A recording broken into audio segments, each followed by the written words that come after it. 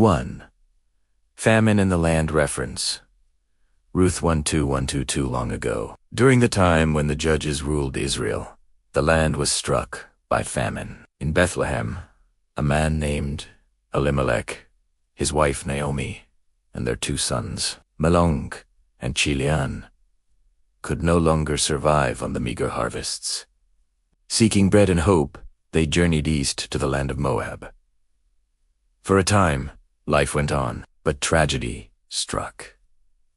Elimelech died, leaving Naomi a widow in a foreign land. Her sons took Moabite wives Orpah and Ruth, and for 10 years they lived there. Yet sorrow returned. Both Mahlon and Chilion died, and Naomi was left with only her 2 daughters, her heart heavy with grief.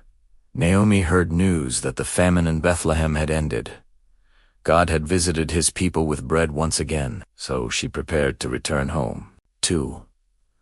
A painful goodbye reference.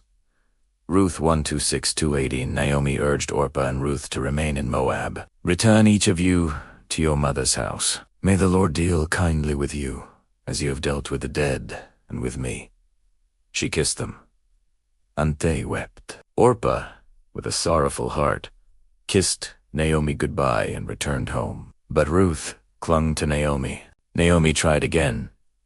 See, your sister-in-law has gone back to her people and her gods. Return after your sister-in-law. But Ruth's words became eternal. Do not urge me to leave you or to return from following you. For where you go, I will go, and where you lodge, I will lodge. Your people shall be my people, and your God my God. Where you die, I will die, and there will I be buried. May the Lord do so to me, and more also, if anything but death parts me from you. Naomi saw Ruth's determination and said no more. Together, they journeyed back to Bethlehem. 3. The return to Bethlehem reference. Ruth 1:19-22. When they arrived in Bethlehem, the whole town stirred. Is this Naomi? The women asked. But Naomi replied, Do not call me Naomi Pleasant. Call me Mara Bitter, for the Almighty has dealt very bitterly with me. I went away full, and the Lord has brought me back empty. So Naomi returned, and with her came Ruth the Moabitess. It was the beginning of barley harvest. 4. Ruth in the fields reference.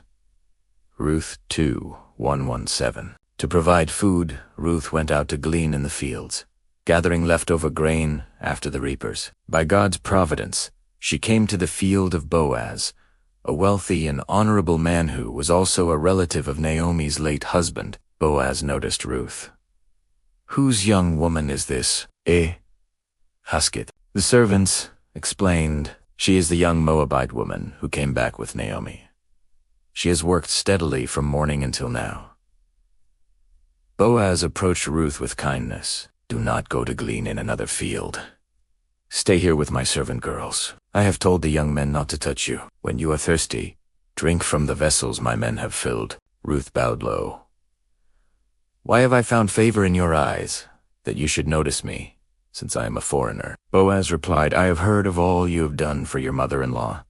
Since the death of your husband, how you left your father and mother in the land of your birth and came to a people you did not know. May the Lord repay you, and may you receive a full reward from the God of Israel, under whose wings you have come for refuge. Ruth gleaned in Boaz's field until evening. When she beat out the grain, it was an ephah of barley, a generous blessing. 5. Naomi's counsel reference. Ruth 3:1-6. When Ruth told Naomi of Boaz's kindness, Naomi's eyes lit with hope. The man is a close relative of ours, one of our redeemers. During the harvest season, Naomi gave Ruth counsel. Wash, anoint yourself, put on your best cloak, and go down to the threshing floor. When Boaz is eaten and drunk and lies down, observe where he lies. Then go, uncover his feet, and lie down. He will tell you what to do. Ruth answered it. All that you say I will do. 6. Ruth at the threshing floor. Reference. Ruth 3:7-18. That night, Ruth came softly, uncovered Boaz's feet, and lay down. At midnight, Boaz was startled and turned over only to find a woman lying at his feet. "Who are you?" he asked. She answered, "I am Ruth, your servant. Spread your wings over your servant, for you are a redeemer." Boaz, moved, replied, "May you be blessed by the Lord. You have shown kindness by not going after younger men, whether poor or rich. And now, do not fear. I will do for you all that you ask, for all my townsmen know that you are a worthy woman. Yes, I am a redeemer. But there is another closer than I. If he will redeem you, good, let him. But if not, as the Lord lives, I will redeem you." He sent Ruth home with 6 measures of barley for Naomi, a pledge of his intention. 7.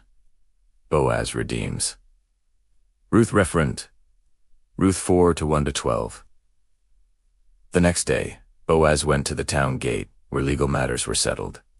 He called the closer kinsmen and 10 elders. He explained, "Naomi is selling the portion of land that belonged to Elimelech. You may redeem it if you wish." The man said, "I will redeem it." But Boaz added, "The day you buy the field, you also acquire Ruth the Moabitess, to raise up offspring for the name of the dead." The man declined, saying it would endanger his own inheritance. He removed his sandal, a custom of agreement, and gave it to Boaz. Then Boaz declared before all, "You are witnesses this day that I have bought all that was Elimelech, and I have taken Ruth the Moabitess as my wife, to raise up the name of the dead upon his inheritance." The people blessed them. "May the Lord make Ruth like Rachel and Leah, who built up the house of Israel. May your house be like the house of Perez, whom Tamar bore to Judah." 8. A child of promise reference. Ruth 4:13-22.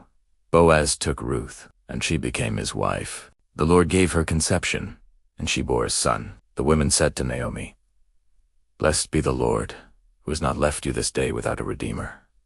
May his name be renowned in Israel. He shall be to you a restorer of life, and a nourisher of your old age. For your daughter-in-law has given birth to him, she, who is more to you than 7 sons." They named the child Obed. He became the father of Jesse, the father of David. And from the line of David would one day come the Messiah, Jesus Christ, the Redeemer of all.